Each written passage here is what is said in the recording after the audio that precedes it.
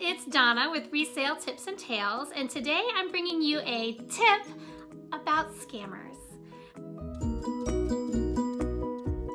Alright, so unfortunately this is highly debated amongst resellers as far as how to handle scammers. So today I just wanted to share with you guys some of my personal experiences and maybe some of my advice on how you should move forward should you encounter a scammer on eBay or any of your selling platforms. Okay, so I'm bringing you this video because I've recently encountered an issue that I wanted to share with you guys and get your opinions. And there's so many varying opinions when it comes to scammers and how we should handle them. So let me just lay out the situation so you can kind of understand what I just went through. So back in September, I sold let me see if I can adjust the lighting here. I sold just a simple t-shirt. This is what it was here. This isn't my picture. This is all I could find on the internet because it's expired at this point. eBay doesn't keep pictures that long. Anyway, this is September of last year. So about a little over a month after the person had received the item, they opened a case in eBay saying that they never received the item. And I'm going to read to you what their comment was and why they wanted a refund. And you might chuckle a little bit. At least I know I did out loud. So they opened the request on October 14th saying that the buyer did not receive the item and they were requesting a refund. And the comment the buyer left was, "I was out of town but did not receive this when I returned a few days ago. My neighbor was responsible for my packages because the hold request for my mail did not go through as I had planned with the USPS. It says delivered, but I do not have it and was out of town from July 15th until October the 6th. Please kindly refund." So right off the bat, I'm thinking, this should be an easy case. I should be able to close it. I'll upload the tracking information. It'll show delivered. And then I've done my part as the seller. So I added the tracking information the same day. And I made the comment that the package shows as delivered on 9/7/18. You will need to speak with your local USPS to discuss your package whereabouts. There is nothing further that I can do to assist in this matter. So I hadn't heard anything. Still didn't hear anything. So on October 24th, even eBay hadn't said anything. And so I added tracking information again, thinking, well, maybe there's something more I need to do. So then finally on November 12th, so the person received the package on September 7th. November 12th, eBay closed it after 21 days of no activity. So I figured it was a done deal, no big deal. And in the past, I've had these issues, and once I upload the tracking information, it's kind of closed and we move on. And I even usually contact the buyer and say, hey, you might want to contact the police because maybe you have an issue. Maybe people are stealing packages off your doorstep. Who knows? So thankfully they closed in my favor. Nothing else. So I thought. So then, let's see, what date is this? January 4th. So here is September 7th, January 4th, September, October, November, December, January. 4 months later, the buyer decides to open an account on PayPal, a dispute. So let me explain, just step back a little bit. eBay, their dispute resolution system is pretty efficient, I think, personally.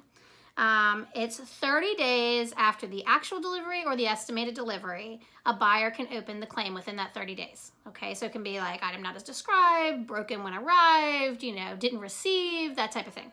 And then eBay will allow them to open the case and then whatever. So it's a reasonable time frame, 30 days, at least in my mind, even 60 days, reasonable time frame. PayPal, a few years back, decided to open their claim, they call it dispute issues, to 180 days, 6 months that a buyer can dispute a charge on their account.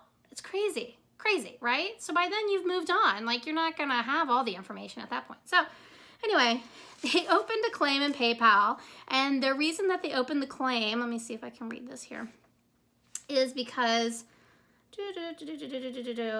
saying that the buyer reported that someone made the order without their permission. Well, they had already said that they had ordered it, they just never received it in eBay, but eBay and PayPal just aren't talking right now. So anyway, so I uploaded the information that I had. I actually took screenshots of the case in eBay. I uploaded the tracking information. Lo and behold, the tracking information had expired. I didn't realize that tracking information expires. So I did a little research on that. It says that tracking information can expire anywhere from 3 months to a year. I guess when they need the tracking number again. So it gets reused, these tracking numbers. So right now it just shows no information because it expired. So I had no tracking information to prove that they actually received the item, but that's not even what they were disputing. They were disputing that they didn't even make the purchase. So anyway, so I uploaded all the information. Again, the process was very slow. So that was on January 4th, and I uploaded all the information. And here it is. I kept checking on it, I said, whoa, it's pending. We're reviewing it. Here it is on January 29th. And PayPal sends me an email saying, let's see here. After reviewing the information we received, we were unable to cover the payment in this case. However, we might be able to recover this from the buyer's financial institution. Well, that's none of my business and I don't care. So I got on my little phone this morning and I called PayPal and I said, I don't get it. Like, I just don't get it. I'm a good seller. I'm always good. I always ship my items. Why are you going to penalize me? On top of that, they were going to refund the $15 out of my account plus $20 chargeback fee. $15, not a big deal. Like, that's just write it off as a loss on my business. But an additional $20 for no reason for something that I didn't do. So that's when I started getting upset and I called PayPal. Okay. Thankfully, the people were very nice. They've come a long way with customer service in terms of eBay and PayPal. Years ago, they used to always side with the buyer, and you still hear that from people, but I think as long as you keep a good seller account and a good PayPal account, that they do side with you. And thankfully, because I have a good record, they decided to refund me the $15 and the $20 chargeback fee. So I got my money back. So it ended okay, but in the long run, that buyer is probably gonna get refunded as well. And I've had that happen as well. And it kind of just hits me in the gut because I'm thinking, I know they're scamming me, or they're thinking they're getting something for free. And it just really bothers me. I had another issue. I don't think I printed it out here. It was probably back in August. And I sold a Camelback. It's a water pack that you can carry on your backpack when you go for hikes or go to the park. And it was actually kid size. It was really cute. And I think I sold it for about $20. Again, not a huge amount. But the buyer opened a request for a refund return saying that there was no bladder, which is what holds the water in the case.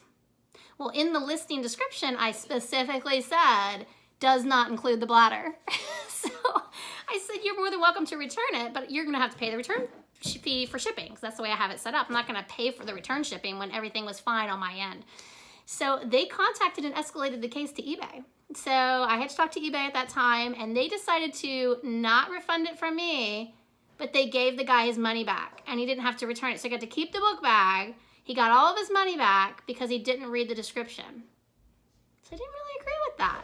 What do you guys think? Do you agree with that?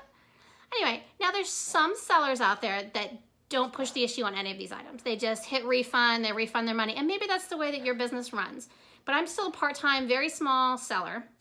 And so even those $15, interactions, those add up really quickly for me. So I push the issue and I fight the issues because I know that I'm a good seller. I know that I ship my items in a timely way. I know. Now, granted, if they send me a picture and the item is broken or the tracking shows that it hasn't been received, I will be fair and I've refunded people their account. Or maybe they get a sweater and had a hole in it and I didn't disclose that. Stuff like that happens, and as a seller, you have to realize that, and you just have to write off the cost because I didn't describe it properly, or maybe I forgot to put it in the description. So yes, I do refund things, but to me, it's the principle of the matter, and if I feel like in my gut, or if I have the proof that the person is trying to scam me, I do fight it, and I think we should as sellers. I think we should fight it. Another situation I had last year, I sent a pair of brand new shoes. Now, I bought them at the thrift store, but they're brand new. It had the tags. I think it had the box, so it was brand new. To a place, I think it was Canada, I shipped it to. And normally I don't have problems with international sales.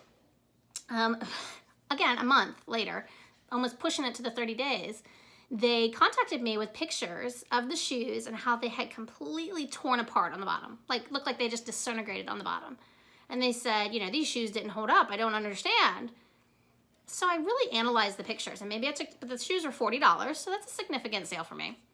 So I analyzed the shoes, looked at the pictures. I even went as far as to post them on one of the Facebook groups that I followed. And it surprised me the reactions that I got from other resellers. Some of the other resellers were like, you should just refund the money. It's not worth your time.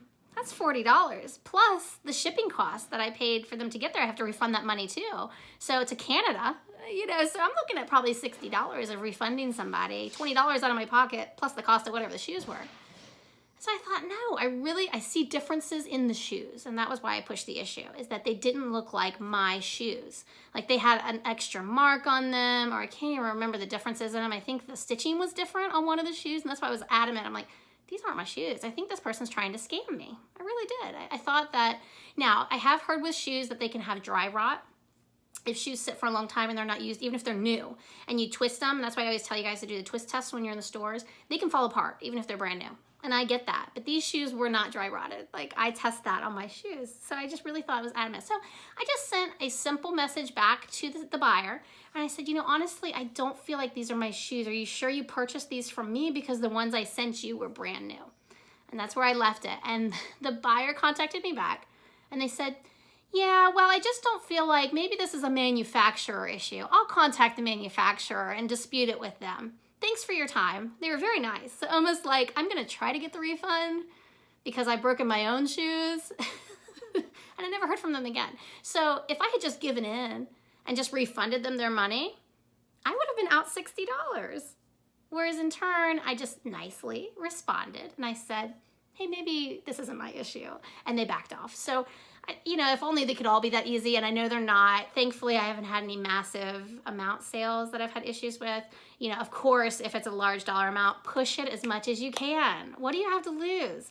Like, I get it takes time, and maybe that's too much time for some people out of their business, and maybe they're at such a large volume that they don't have time to handle some of those things, but in my personal ethics, I feel like we need to push those things as sellers. What do you guys think? I don't know.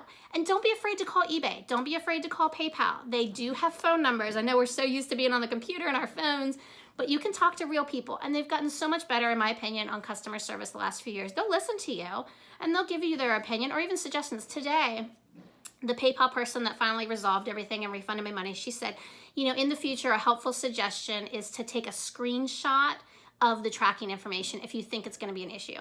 And I thought that was great information, and I should have done that back in the fall when the eBay case was open. I should have screenshot it and saved it in a special place.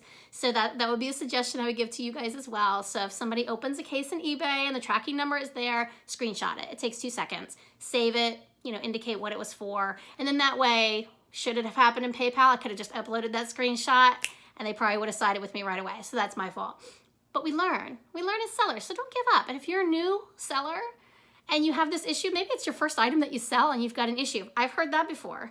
Don't give up, guys. Like, there's so many other buyers out there that are honest, and typically it's the 1 out of 100 that's a scammer. So don't let it deter you. Don't think that you have to go extra steps. You know, I had a comment from somebody that asked, do I need to take a picture of me putting the item into the box and then take a picture of the box that I'm taking to the post office? You don't have time for that, guys. That is not income producing activity. IPA is what I call it. So make sure you're using your time wisely, but also don't give up, okay? So make sure that we are fighting back. Make sure that you're diligent in your documentation, diligent in your descriptions, making sure you're describing any type of issues or errors that you have with the items, so that when you get those return requests or these claims that are open, that you have as much, I don't want to say ammunition, that sounds very negative, but at least enough proof that you can defend yourself. And make sure you're not losing losing money where you don't have to lose money. So that's my short video for you guys today. Sorry, it's a little bit of a rant, but hopefully that can be helpful to you guys too, especially some of your newer buyers out there, or excuse me, sellers. Some of your newer sellers out there. Hopefully that can help a little bit. And I'm more than welcome if you want to leave a comment below or questions if you have an issue going on right now, or you want to share your opinion on what you think about scammers and online business. So leave your comments below. Also, make sure you like, subscribe, and share the videos with your friends. All right, guys, until next time, happy thrifting.